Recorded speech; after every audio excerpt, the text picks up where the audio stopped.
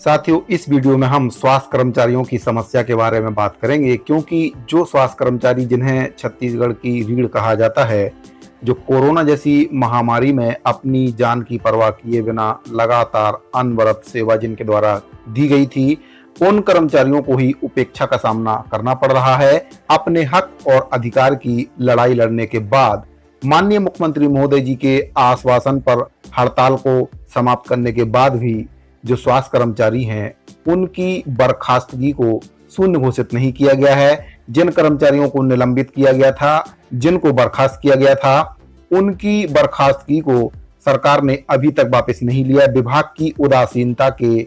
वजह से इन कर्मचारियों को काफी परेशानियों का सामना करना पड़ रहा है। जहां पर एक ओर आमजनों की स्वास्थ्य की चिंता करते हुए छत्तीसगढ़ हेल्थ फेडरेशन ने मुख्यमंत्री भूपेश बघेल जी के ठोस आश्वासन के बाद 14 सितंबर को अनिश्चितकालीन हड़ताल को स्थगित कर दिया गया था। माननीय मुख्यमंत्री महोदय जी के द्वारा आश्वासन दिया गया था कि जो भी कार्रवाई स्वास्थ्य कर्मचारियों के ऊपर की गई है उसको शून्य घोषित किया जाएगा। जो भी कर्मचारी बर्खास्त हुए हैं या जिनका निलंबन किया गया है, उनकी जो कार्यवाही है उसको वापस लिया जाएगा।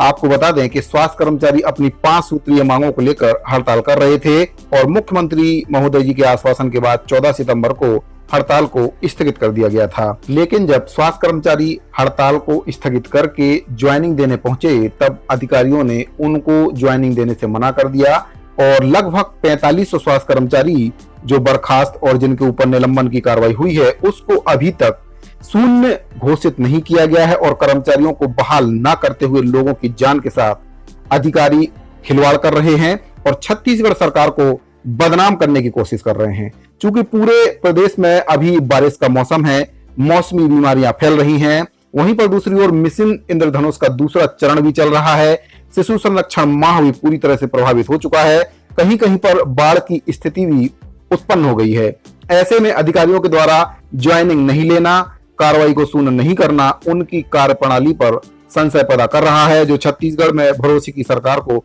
बदनाम करने की एक साजिश है। इस विषय पर बात करते हुए छत्तीसगढ़ हेल्थ फेडरेशन के सीडा प्रदेश अध्यक्ष डॉक्टर इकबाल हुसैन और स्वास्थ्य संयोजक कर्मचारी संघ के प्रदेश अध्यक्ष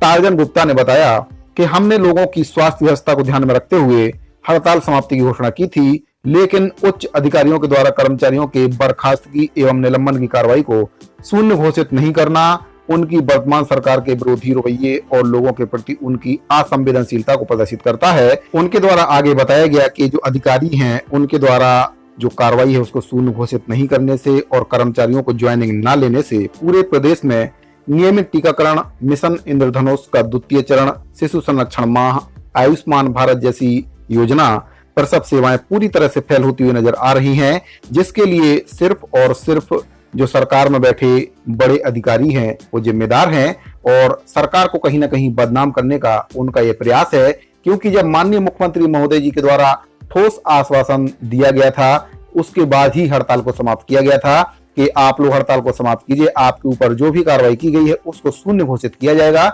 लेकिन इसके बावजूद अभी तक अफसरों के द्वारा कार्रवाई को शून्य घोषित न करने से प्रदेश की जनता के साथ साथ कर्मचारी भी काफी परेशान हैं और सरकार की जो योजनाएं हैं वह जन जन तक नहीं पहुंच पा रही हैं। तो साथियों, जो कर्मचारी हैं, संगठन हैं, उनके द्वारा माननीय मुख्यमंत्री महोदय जी के आश्वासन पर हड़ताल को समाप्त किया गया था। मांगे पूरी होने की बात तो आप छोड़ दीजिए, अब कर्मचारी अपने ऊपर जो की गई कार्रवाई है उसको शून्य घोषित करवाने के लिए प्रयास कर रहे हैं। जहां उनके द्वारा प्रयास किया जा रहा था अपनी मांगों को पूरा कराने के लिए, तो उनको कहीं ना कहीं अफसरों के द्वारा पेंच फंसाकर कहीं ना कहीं परेशान कर दिया गया है, ताकि उनका ध्यान अपनी मांगों से भटक जाए और जो मूल मांग उनकी है, 5 सूत्रीय मांगों को लेकर जो हड़ताल उनके द्वारा की जा रही थी, उसको वे भूल जाएं और अब जो निलंबन की कार्रवाई उनके ऊपर की गई थी, बर्खास्तगी की कार्रवाई उनके ऊपर की गई थी, उस पर उनका ध्यान केंद्रित हो जाए। तो कोई भी सरकार हो या अधिकारी हो, हमेशा से यही करते आए हैं।